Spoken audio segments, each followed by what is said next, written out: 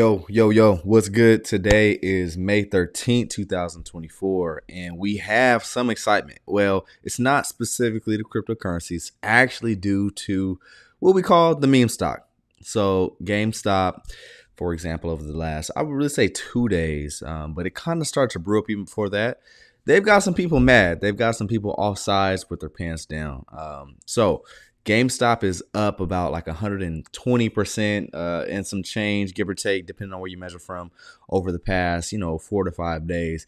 And generally, okay, this doesn't happen with normal stocks. Obviously, stocks generally have low volatility. We've got a lot of volatility. Now, the key thing is this. I know a lot of people kind of refer back to 2021 with the mania, right? So when GameStop was kind of doing what it's kind of doing now back in 21, crypto was popping off. So people are automatically going to assume, all right, well, if GameStop is doing this, just guess what? Crypto is going to be popping off tomorrow. Let's go, bull market.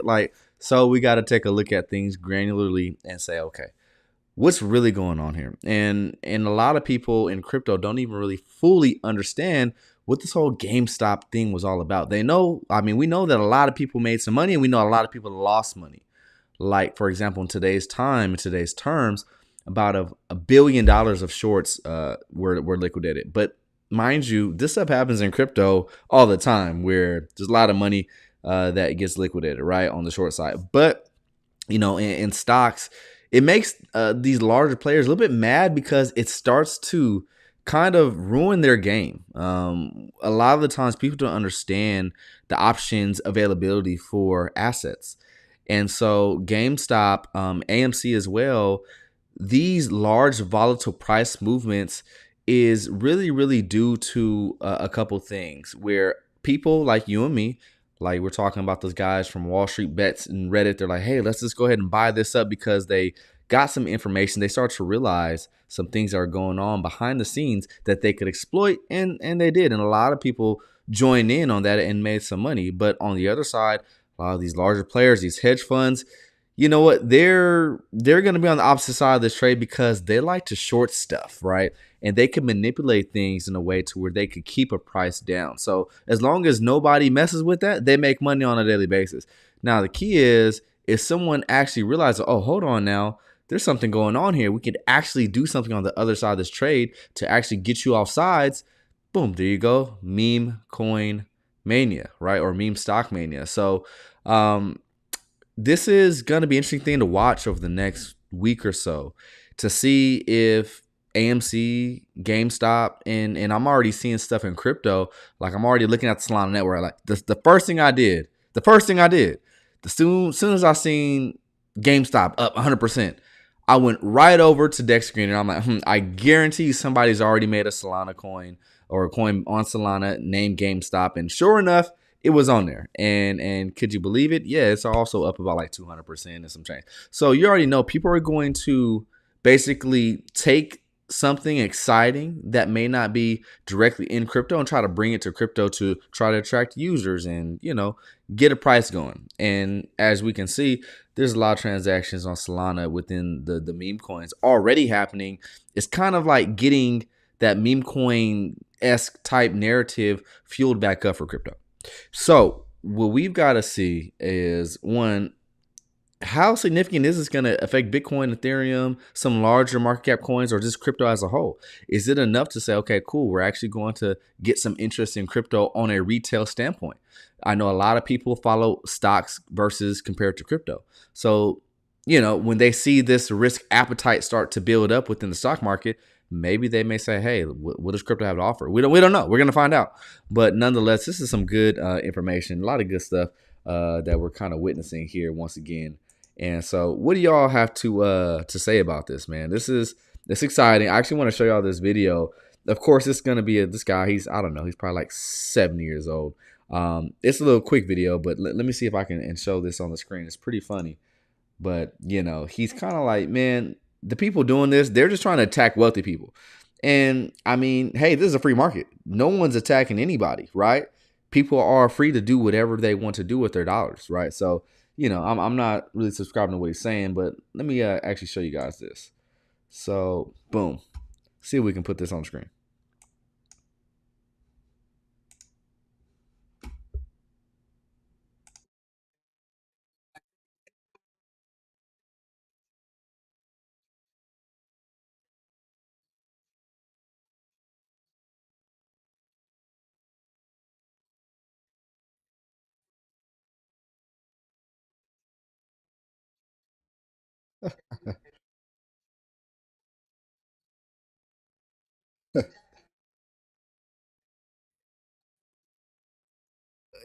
Did he just say it's inappropriate that people are attacking wealthy people? Like, are you serious? This is so funny to me because no one's attacking anybody, right?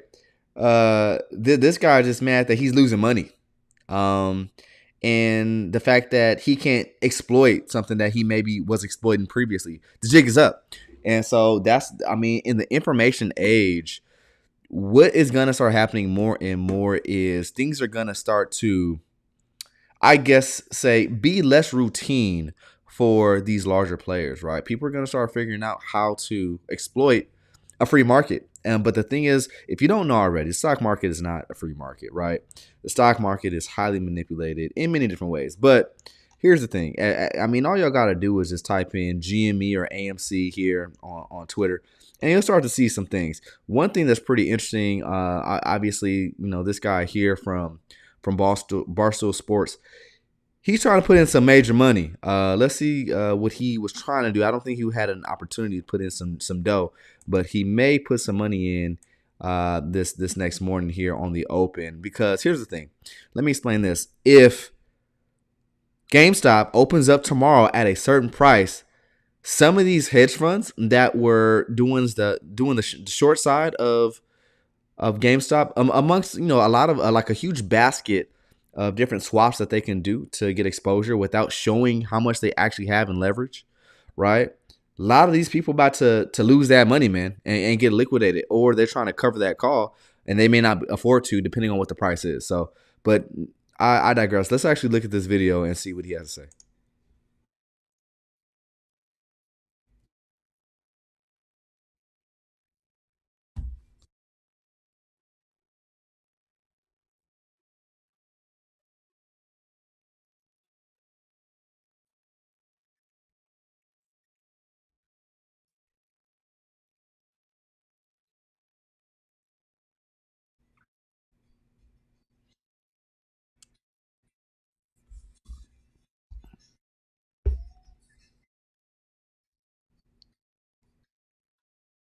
Let's do it.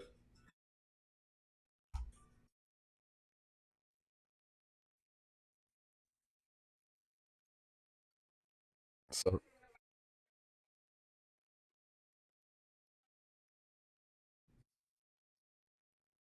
he's doing it. He's doing it.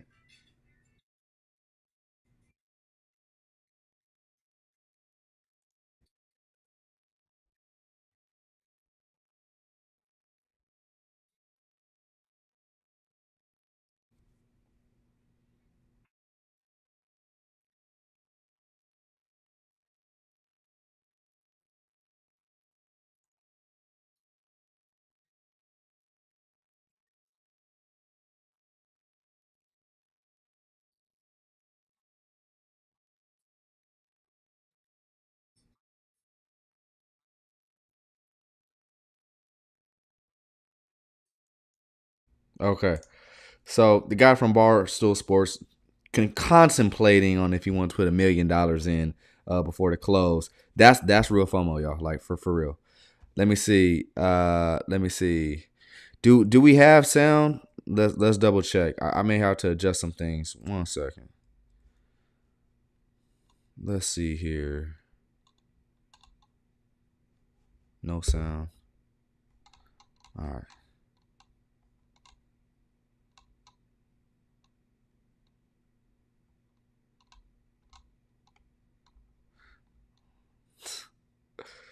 This is how they feel.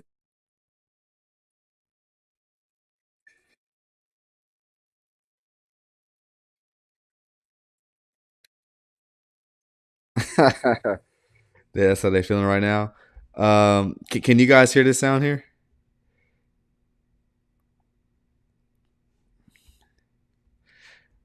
I think Twitter was like, yeah, nope, no sound today. Copyright. Let me know if y'all can hear that.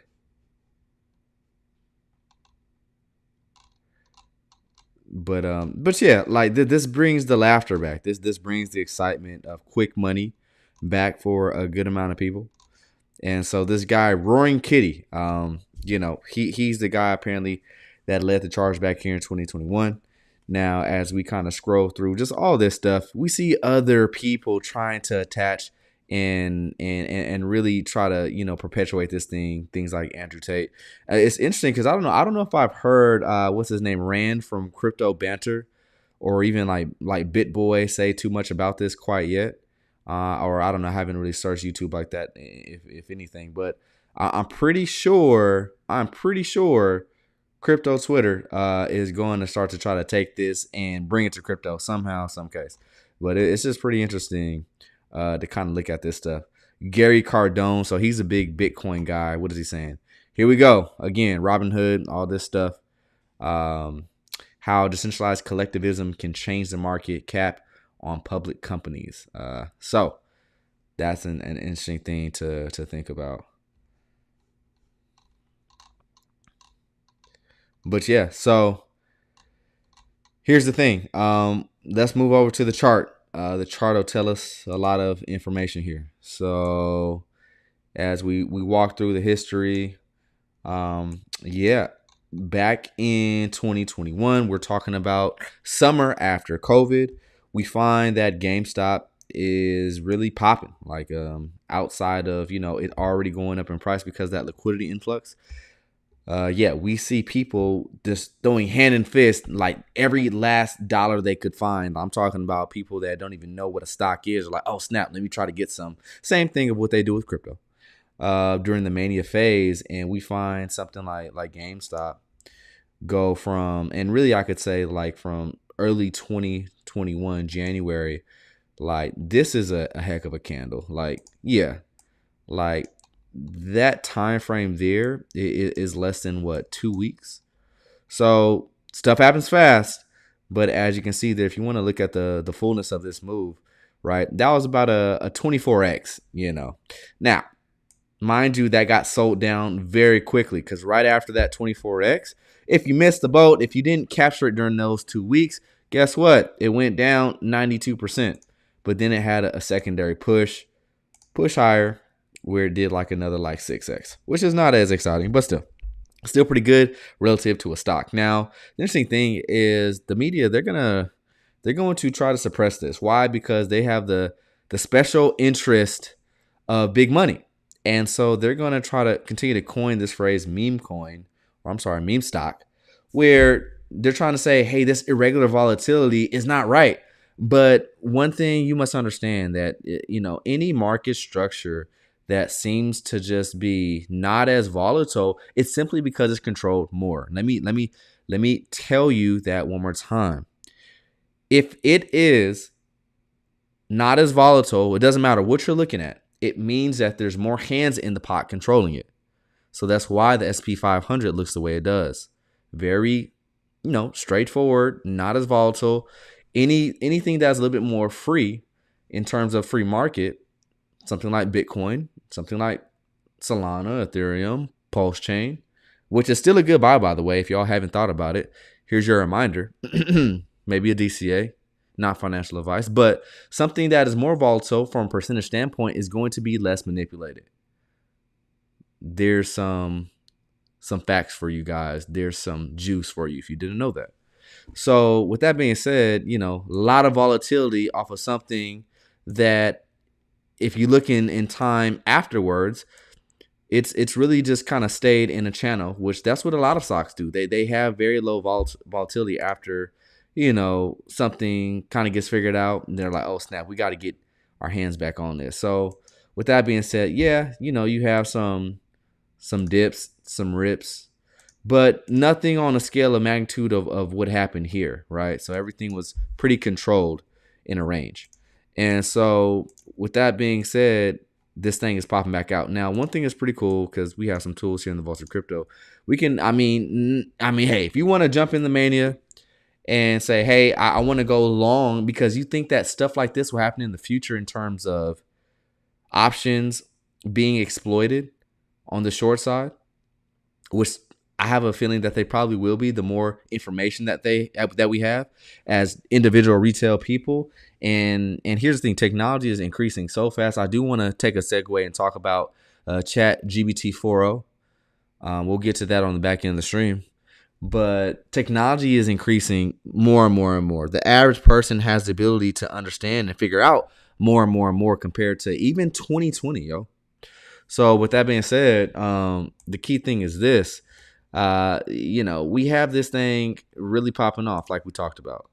This is a stock, since we're talking about May. Let's see if we can pinpoint it. Let's get precise.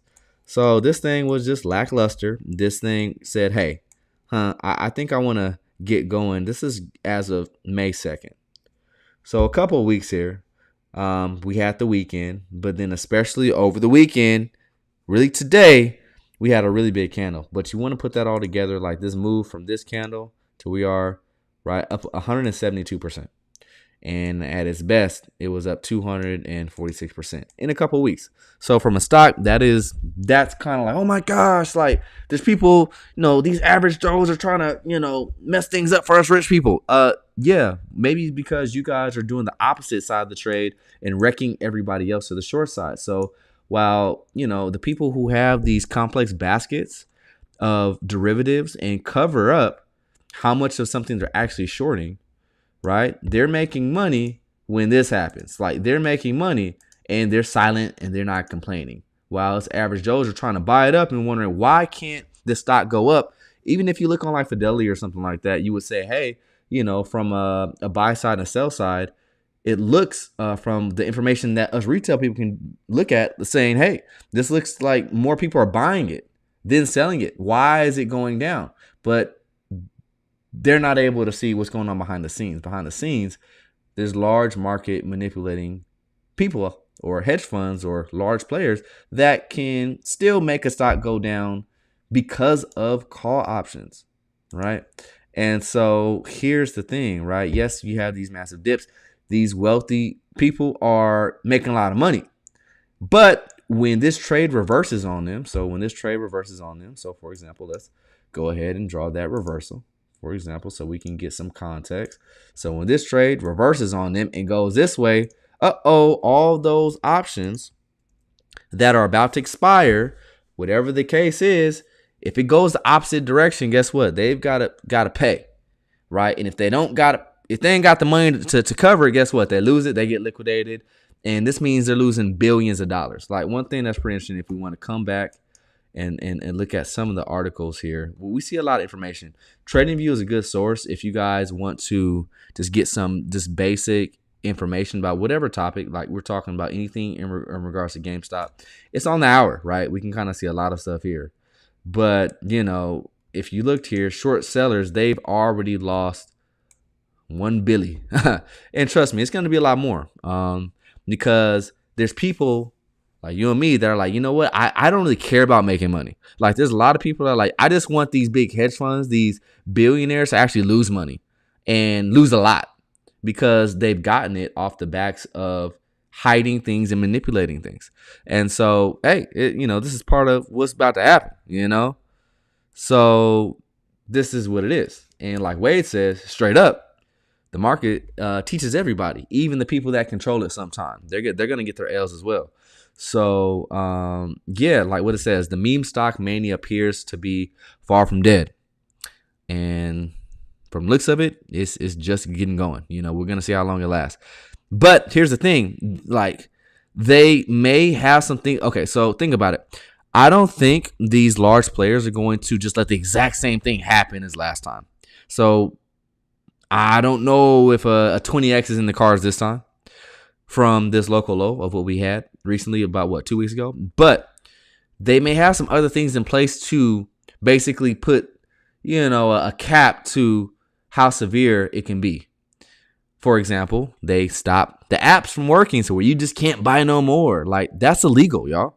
Like they straight up did some things illegal, and now they may have some new jargon to kind of do the same thing, but do it legally this time. I have a feeling that's probably going to be something that may happen. But as we continue, we saw GameStop surge incredible levels, so we already kind of know this. It appears once again to be the focus, so that's pretty interesting. Now, GameStop is up on news that Keith Kill, also known as Roaring Kitty on Reddit, So, has made his first online post in almost 3 years. So he's probably paying attention. He's probably got some type of access to look at some of these things behind the scenes and say, hey, look, and this is probably like a month or two ago. He's probably telling his folks and his family, hey, let's go ahead and get the opposite side of this trade. Let's go on the long side. But then, hey, we need to find somebody that's got a lot of money so we can play something spot and really get these guys offside. And they figure out, how much is necessary for that. And so somebody with the gall was, all right, cool. Let's put that money down. Just like the guy from Barstool Sports was like, all right, cool. Let me put $500,000. I don't know if he was serious about that, but still, like, millions of dollars if you do it spot and you just don't sell it right away. The key is to getting these people off sides in the options market is to buy stuff and hold it. And that's the key. Don't get scared. But as we look through this stuff, we're going to see a lot of stuff going on. The volume of this was crazy. So the daily trading volume here, 150 million shares. And this is, as of 2:30. And they had to stop the clock right there. Like, oh, too much volume. We got to stop this before this thing gets out of control. Circuit breaker. This is something that they invented in the stock market a long time ago. But, we're going to see. I know that there's going to be some people that are going to be off sides. So some venture capital firms that are going to be off sides. And grab your popcorn because, as mentioned, this is probably going to be something that is going to be on the news and bring people back even just into looking into investing. Thus, not even talking about crypto, but then crypto will maybe pop up in conversation. The key is how well can crypto extract value from this narrative in stocks. And so, for example, we got this guy Roaring Kitty, but if you look here over here on Solana, of course, we're going to have some things that are trying to go, right? So obviously, you want to look at things that have some liquidity. So 2.4, 840K, I'd probably stay away from this one. But yeah, if you wanted to do a scratch or bet and you wanted to get into it now, hey, GameStop, they've got a coin or somebody's made a coin on Solana here. And so, it's in its first day. And what do you know? It's probably got better performing returns than the actual GameStop, from this point to that point, this is up 14x already where, the stock is only up, 170%. So, but even if you got in at some point today, it's still ridiculous. You're still up 3x. So, once again, this is not to say, hey, go and buy any of this crap or any of this stuff. It's just letting you know how crypto does a good job of looking at money being made or lost somewhere else in the world in finance and bringing that narrative to crypto. I think crypto, if they continue, if multiple chains can continue to get good at this will be good. I'm sure if we look on the Pulse chain, we'd probably find another GameStop token and, Raging Kitty token over there too. So this is speculation 101. And it's very interesting. Let's see here. Yeah. So then they turn off the trading for us, but we're the irregular bad guys. No. That's just the thing. The narrative is always gonna try to make the people who are actually trying to make some good, honest money seem like the bad people. I mean, everybody's trying to make some money, or what they would say is honest, but there's a lot of manipulation going on behind the scenes, and events like this always show that. Even though a lot of people don't understand it, that's what's happening. And so, yeah, everybody's got to reckon with their decisions, especially when they borrow so much money to do options. So that's kind of the thing here. But if we go back to the GameStop chart, and realistically, like, crypto ain't really moved much like off of this. I mean, if we were to look at the meme coin sector, maybe. But if we look at Bitcoin's is still chilling. Ethereum still chilling. So Solana even still chilling, not really doing much of anything. So with that being said, we'll see what this turns into. I know we may see some local lows coming for BTC and Ethereum in the next couple of weeks from the analysis of what I've been seeing. And I've shared a lot of that info in the Vaults of Crypto. And if you guys haven't got into the Vaults of Crypto, really consider. We've got a lot of good stuff. I actually made a new indicator that's going to be helpful for us. But one thing too, we have the Hatter. So the Hatter, for example, is just a tool that I created that helps us understand, hey, when would be a good time to even DCA into something? Let's put this on the weekly chart and turn that Hatter on really quick. And so, for example, let's say you're a person that's like, hey, you know what? I I mean, when it was dead and you didn't really want to partake during this volatile time, but you were someone that was speculating potentially that a moment like this could happen in the future, which is now beginning, you probably were saying, hey, maybe I could be buying on this way down. So, what the Hatter does, once again, it allows us to track momentum and give us really good DCA opportunities. But the key thing is it has to be below the 100-day, and in this case, the 100-week moving average. So, for example, there would have been 6 times for you to DCA. And the best part about that, these small DCAs through time, you'd be in profit on all of them because of literally 2 weeks. And that's how fast volatility can put you on sides. So, with that being said, very interesting time, to say the least. Now, technology is something that is important to understand. We also have a new development today. Let me actually see if I can maybe bring this up somewhere on Twitter. So we've got ChatGPT, but a new iteration, some more integrations to make this, I would say, more seamless, but also something that can be used at home by the average person. It's not too complex, right? But that's where it gets a little scary, y'all. I'm not even going to lie. Because some of the stuff that it can do is like, dang, like it's basically going to replace people in many capacities. Let me see if I can kind of bring that up to an extent. So, yeah, this one here, I thought that was pretty interesting. So this is going to be like a live demo. And let me see if I can get this audio worked out. Can you guys hear that audio? Let me know in the chat if y'all can hear it. If not, I may have to do some adjusting here on my end. Let me take a look. Audio.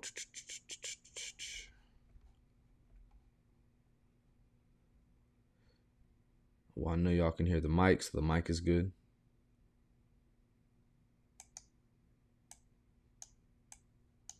Yeah, I'm thinking we should be fine.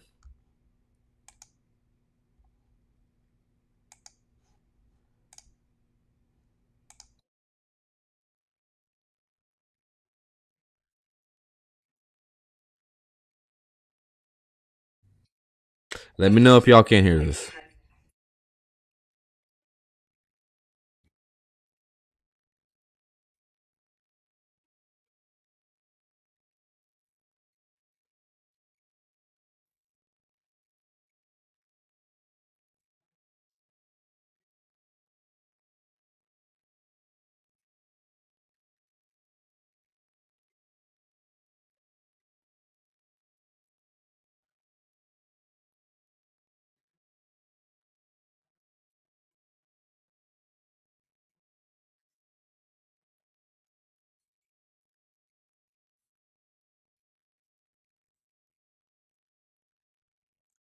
Okay. So I may have to try to adjust that and see if we can get it out figured out. But long story short, what the AI is doing is helping him solve this problem, and it can talk back to him as a teacher, for example. So essentially, what's going on is they can now integrate ChatGPT 4.0 into your laptop, your phone, all this stuff. Uh, and for real, right? Matrix is trying to snuff out the sound. They ain't trying to get us to learn what's really up right here. But essentially, here, let me see if I can actually put this back on me. So what are they doing with this technology? It's pretty interesting. You can go to OpenAI, the website, and actually look at a lot of this stuff, or just go on YouTube. And so what is interesting is this AI can talk back to you just like a person now. It can respond just like a person, just with a voice. So I know we had Siri before, but it's a little bit more intuitive to give you a little bit more detail as if it had emotions even. And so this is something that's, like I said, it is a huge investment, especially if you're somebody that is potentially trying to use it for business. There's things that they can benefit from. But for the average person, we now are entering into like the world of saying, okay, we're gonna start replacing people doing things and just let this computer just do it, and we're just gonna interact with the computer. It's interesting, like to say the least. There's parts of it that I know that I'm gonna benefit from. I'm already like seeing how I could benefit in my business with it. But the thing is this, I'm all about being an advocate for human communication and actually people trying to expound on that and not just having that limited communication. Like these phones are great, computers are great.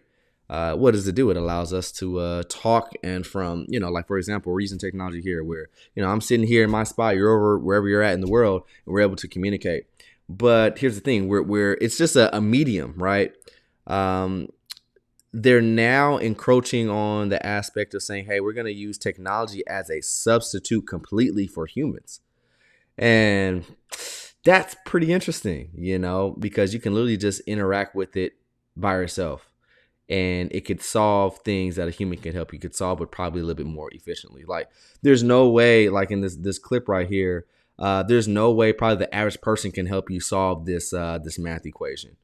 But Chat GPT 4.0 can sit there and tutor you calculus if you wanted it to. So that's interesting.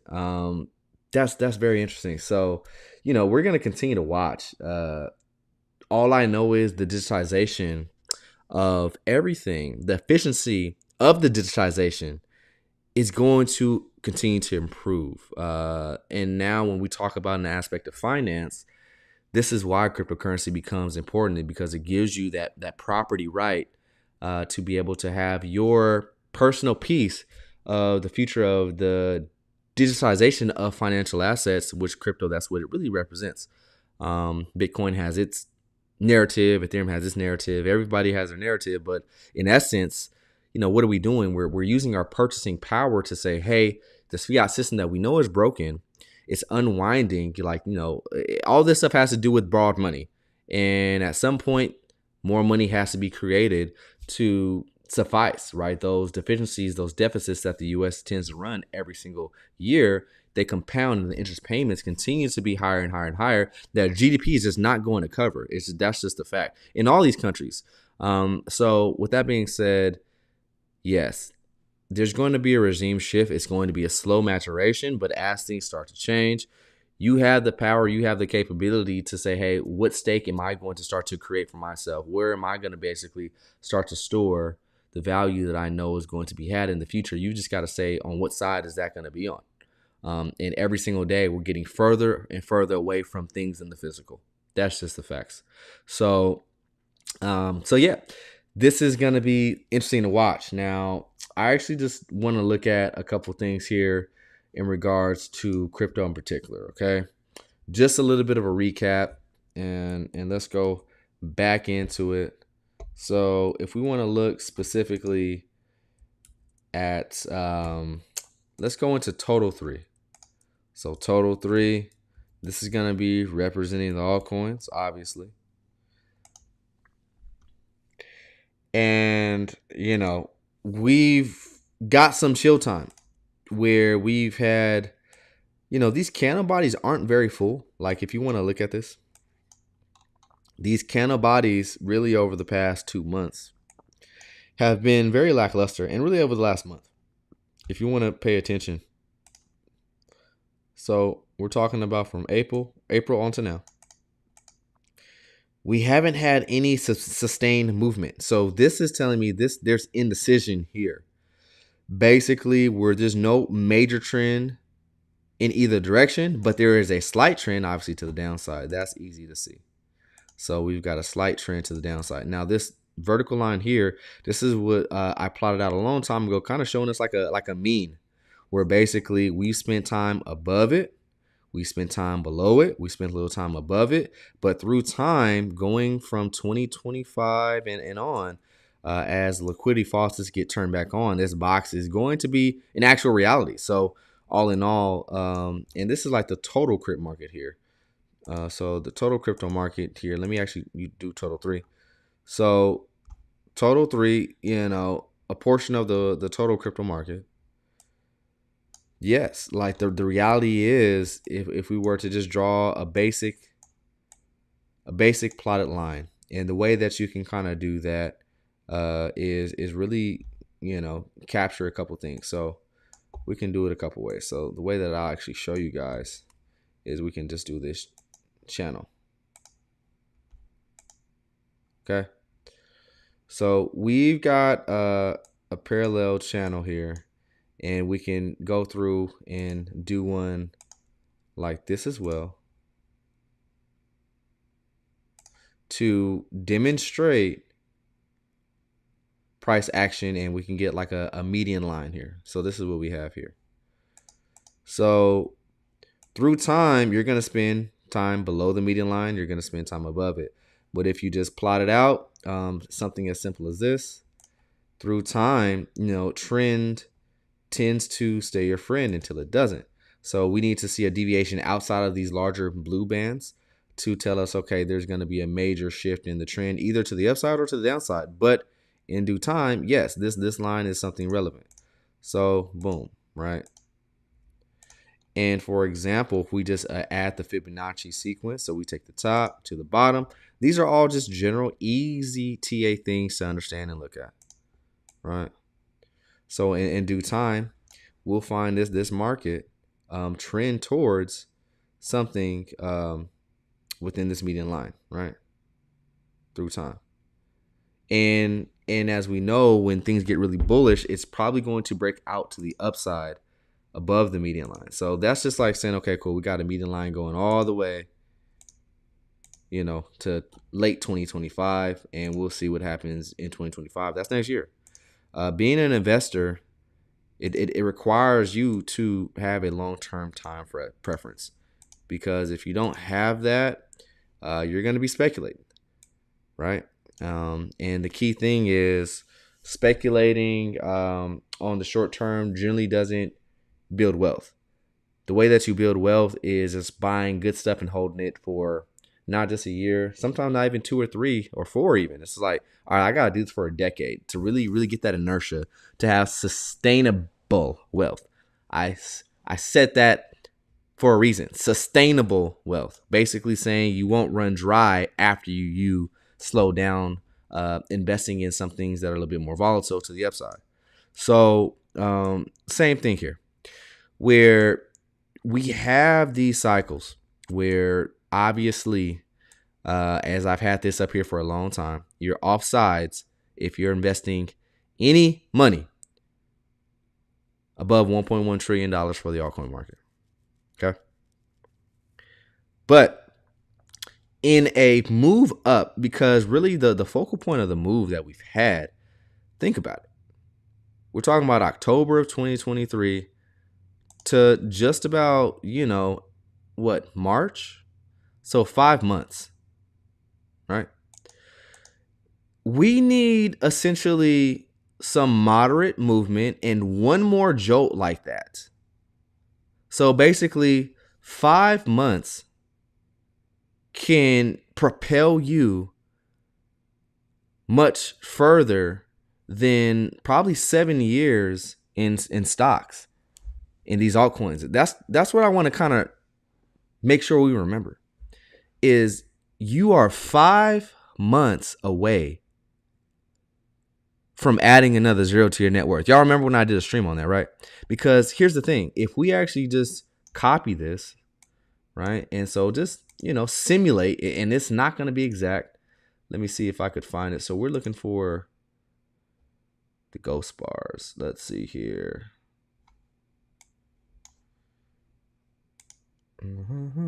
But, and that's the key, is keeping things in perspective. So bars pattern. So just this run, which is nothing too crazy, it was a typical move, right? But like I said, if we get some moderate price action that just takes us back to where we were, which is not too far away. We were at $785 billion. We're at 643. So, off of that, we're just about 20% away, 22%.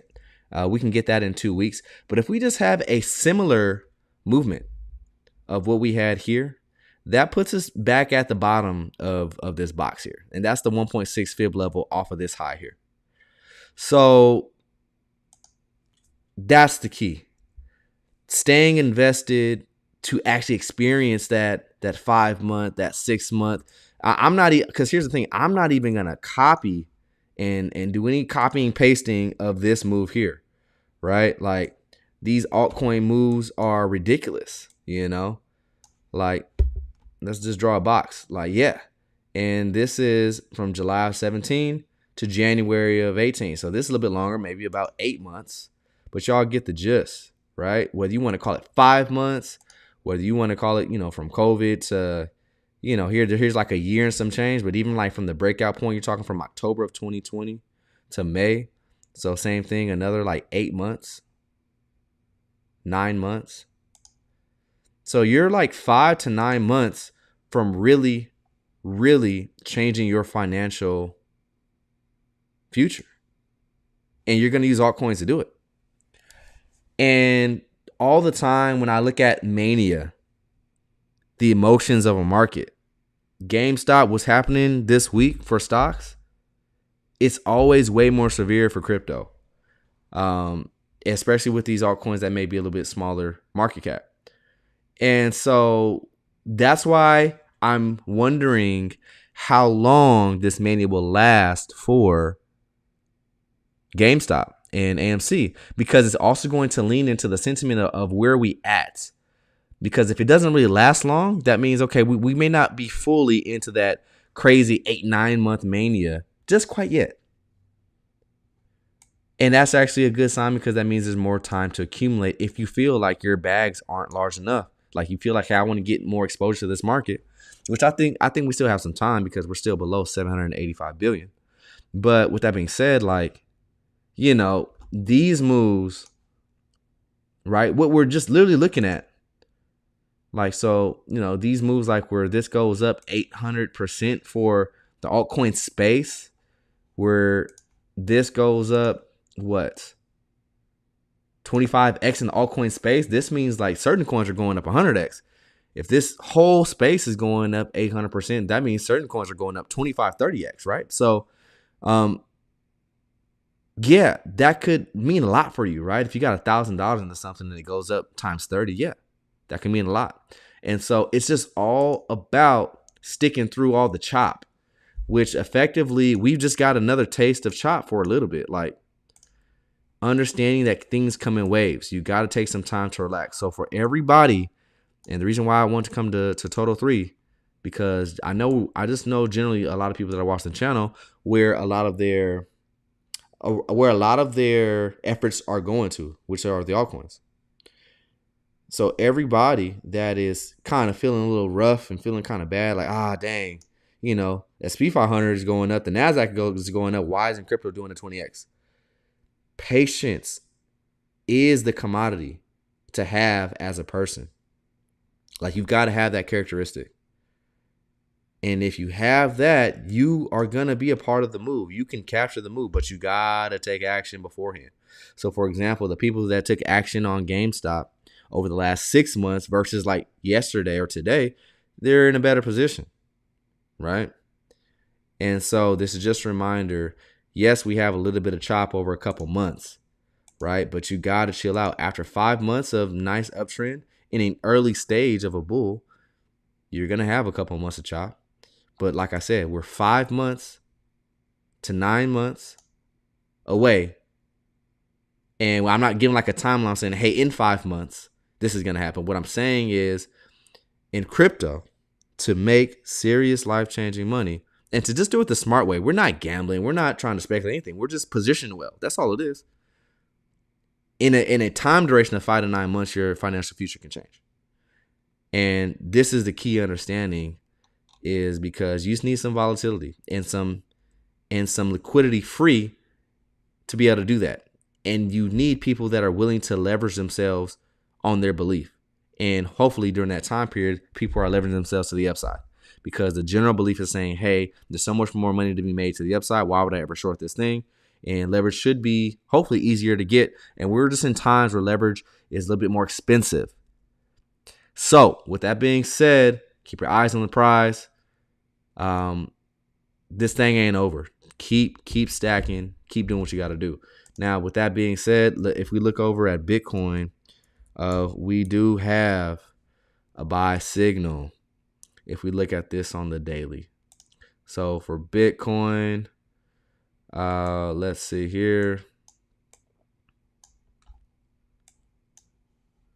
Let's see if we got some information on the 12-hour.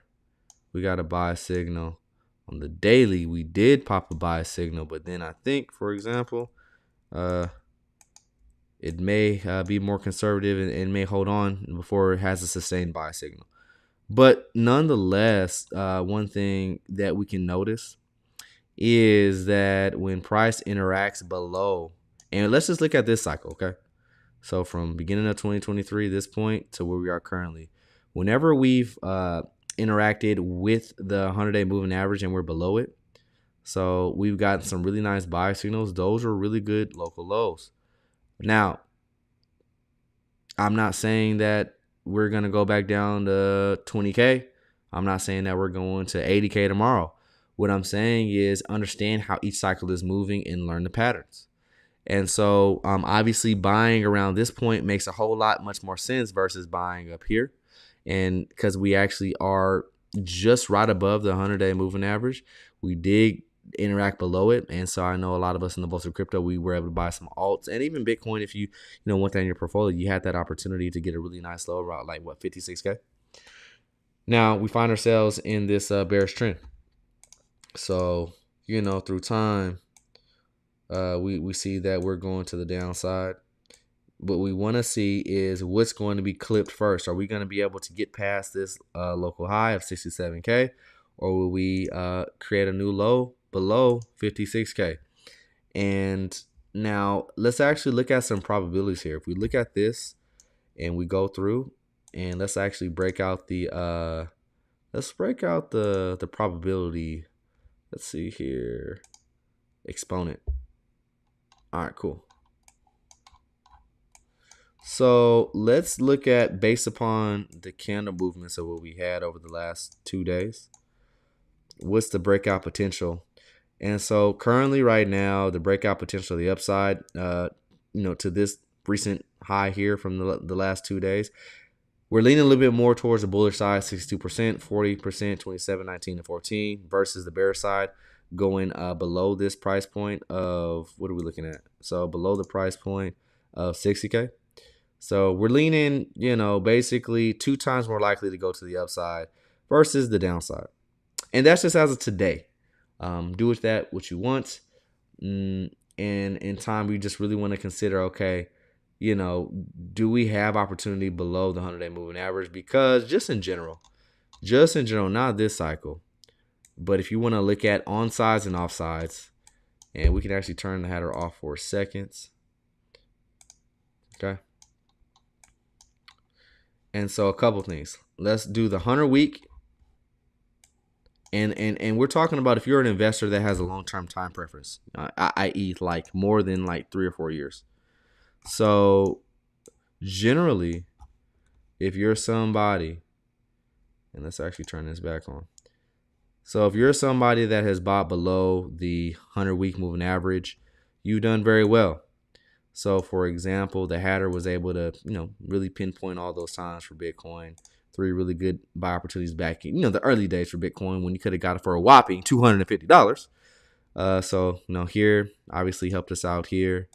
2019, where the price is about $3,500, helped us get that COVID low. But, definitely, I didn't make it back then, obviously. I didn't start investing up until this point here in 2019. But definitely this bear run, guess what? Had this at my disposal. So really got a good chance to get some really good lows. Anybody that has had any movement within their portfolio in terms of them saying, hey, I'm trading my fiat and I'm buying a good quality asset, you, my friend, are most likely going to be in what we call forever profit as long as you just keep holding.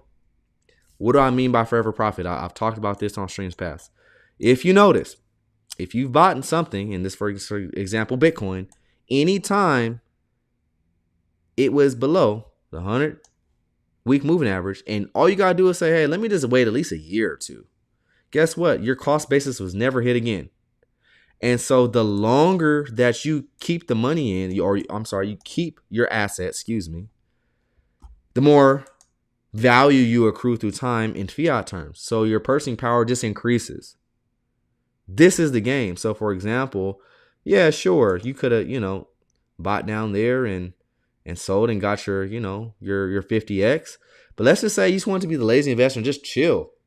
Even to that point, you'd still continue to maintain your purchasing power, and you'd be up 161x on this one-time buy. You just chilled. So whenever you are like, man, there's volatility to the downside, just understand if you made the right moves during this time, you can sit back and chill and relax. Like, you really can. And just say, hey, let me just wait. Don't make the mistake of, man, it's getting toppy. Man, let me go ahead and try to flip this and take half of my portfolio and just wait for it to come back down. Yo, make that mistake if you want. You'll learn. Just chill. Chill. We might go back down to 50K. Okay, sure. Bitcoin. We might go back down to $2,500 Ethereum. Okay, cool. If anything, just buy more.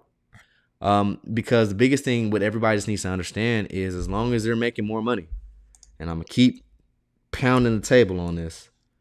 Keep pounding the table. So USM2 is continuing to grow through time, through the years. Like, look at things on an annual basis. USM2. Okay. Interesting that about time,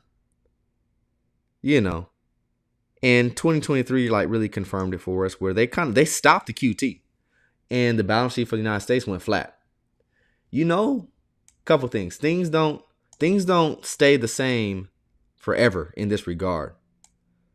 You've got to understand it's very rare that they can stay flat. Like, okay, cool, maybe a year, maybe 2, whatever the case may be. They have to add more to their balance sheet. They have to make more money. If y'all just go and do like just 10 hours of research on the way that we do things from a fiat basis, you'll understand that all these assets that have interest, that have somewhat of a use case, right? OpenAI, even all this stuff, all this tech stuff, which crypto in essence at its core uses blockchain technology, which is some of the latest tech over the last 20 years, is going to derive value, and people are going to use their dollars to get access to that value.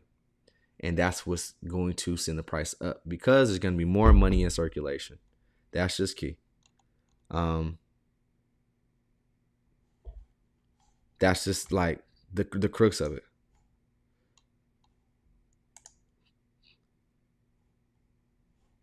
So yes, there may be some time. Let's pop on the net liquidity. So this is global net liquidity. Yeah, we've had a little bit of a down draw, but it's awesome to see how the stock market has still upheld, how Bitcoin and crypto relatively, we're talking from this point here, January 2022. Yeah, right. This is continuing going down and making lower lows for the global net liquidity, right? But yet we've already seen Bitcoin go from 15K to 75K, essentially. We've already seen Ethereum go all the way down to $900, all the way up to $4,000. And it's almost 3? So here's the key. While global net liquidity is going down. So if the trend of global net liquidity for the last since 2008, so here's the thing, understand cyclical trend, not the cyclical trend, the secular trend. Secular trend is the large overarching thing, not just what's happening in the last year or 2, or sometimes even 3. What's happened over the last decade, 20 years. And just from this little small thing of looking at, global net liquidity, it does one thing more than the other. It goes up more than it goes down. So basically, the understanding is if you ever do anything from an investment standpoint, while this is going down, you're actually going to be winning in the long term, because that's when the opportunity is. Because when there's more money, guess what? People are going to trade it for a better store of value, because people understand through time that the purchasing power cannot be protected if they continue to hold the dollars or the yen or whatever fiat currency they're using. So these are just understandings that we have to continue to learn about. I try my best to teach everybody about those dynamics. But, one thing that's pretty interesting, I wonder if we could let's actually do some research currently. I'm wondering if we could look at the US M2 on a annual basis and look at the fluctuations. Let's see if we can. So, all right, let's go impromptu. So let's go to Fred. There we go. Let's see if we can get some information. So we know the gist, right? We talked about this many times. I think some of my earliest streams, I talked about how, we're looking at the CPI index for consumer purchasing power. And yep, it's diminished considerably. So it's like not even 0.1% of what it was in 1913.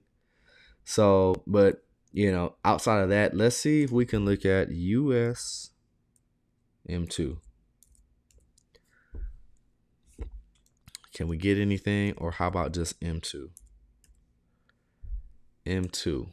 Cool. Now, let's see if we can do some edits to this graph. Monthly, modify annually.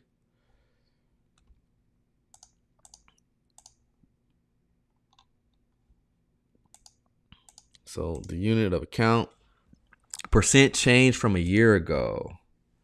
Ooh. All right. Nice. Okay.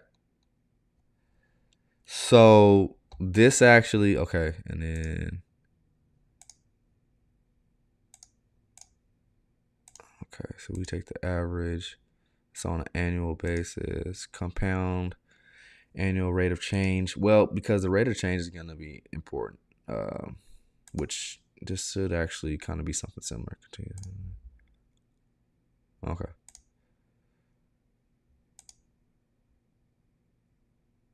Got it. Okay.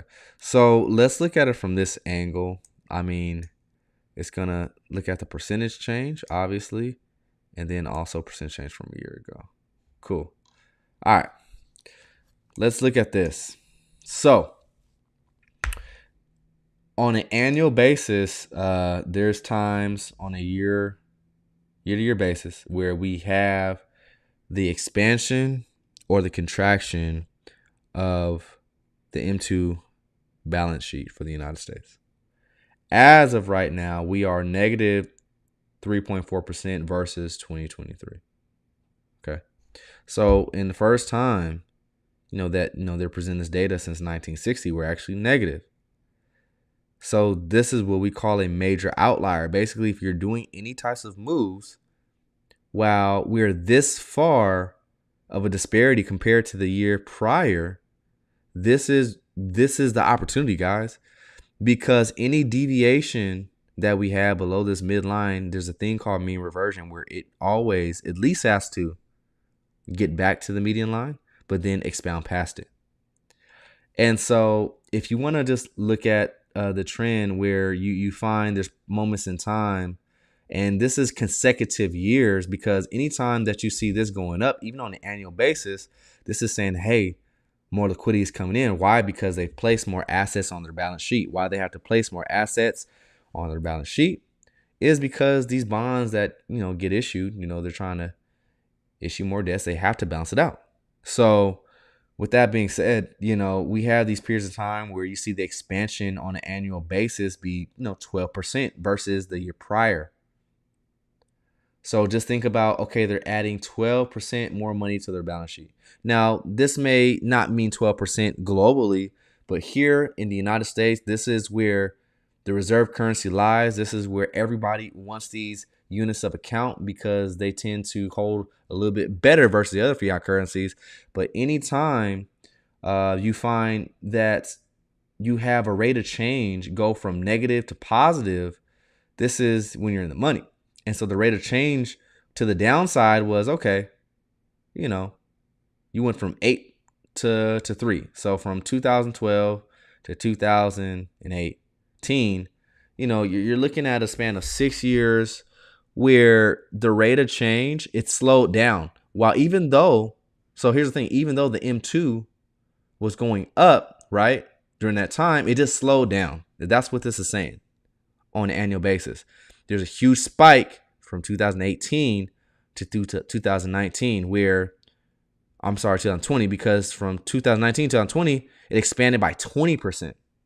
So you go from 2020 expanding by 20% to -3, literally, not even 4 years after, right? This is 2023 printing, -3.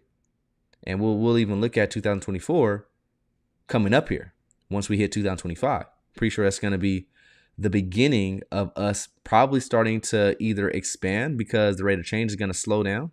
And I can already see on the M2, this is going to start going up because we can see essentially the M2 as of, this month. And it's stopped. It's slowed down. It's not considerably going down at the fast pace like how it was last year in 2023. So 2024 is the mean reversion year because once you have a considerable downtrend or slowdown of money printing, guess what? On the opposite side of downtrend or stagnation of money printing is more cowbell, more stimulus, all that good stuff. And so the rate of change, what we want to see for at least a year or two, or if not longer, what we'll find out is, we want to see an expansion of this and go positive. It'd be nice to get like a positive 8% expansion on the balance sheet, right? That'd be nice, because as of right now, let's see if we can kind of go back to M2 one more time, like how much they got on the balance sheet. It's a lot. So, as of right now, they got $20 trillion. So 10% of that would be in addition, taking us to 22 trillion. That'd be nice. So $2 trillion just on the balance sheet. This isn't even globally. Globally, if the United States says, hey, we just want to put some more on the balance sheet because it's not the only factor, Europe is going to do something similar. And so when trillions of dollars are being put into the market, right? And the thing is, it's going to go to those large players first, and it trickles down to everybody else at some point. So, they're going to have a tremendous advantage. But simultaneously, this is probably going to be around the time when borrowing money to lever up on this freshly new money that was printed is going to be easier. So when interest rates are going down, like this is the Goldilocks type of event that what we had in COVID period, right? And this is the key thing to really get the gist of. It doesn't have to look this, like what I'm trying to say here, it doesn't have to look this exponential. Even just steady growth like how we got in 2016, 2017, right? So for example, this period of time, as long as there's just growth, it's going to find its way into assets. Because during this time, this is when Bitcoin was going from like, $300 to 20,000. And as you can see, we just went from, something pretty modest. We went from 12 trillion to 14 trillion. So just $2 trillion added. But yet we have huge gains within smaller market cap type assets. And during that time, Bitcoin was a lot smaller. So it doesn't take a lot. It really doesn't. The key thing is use your eyes to see what's going on. And there's some excitement. But we're starting to say, okay, cool. We've had these high interest rates for some time. There's some banks that are looking to potentially, I've been reading, there's some banks that are looking to potentially need some backup here again. And so time tells all.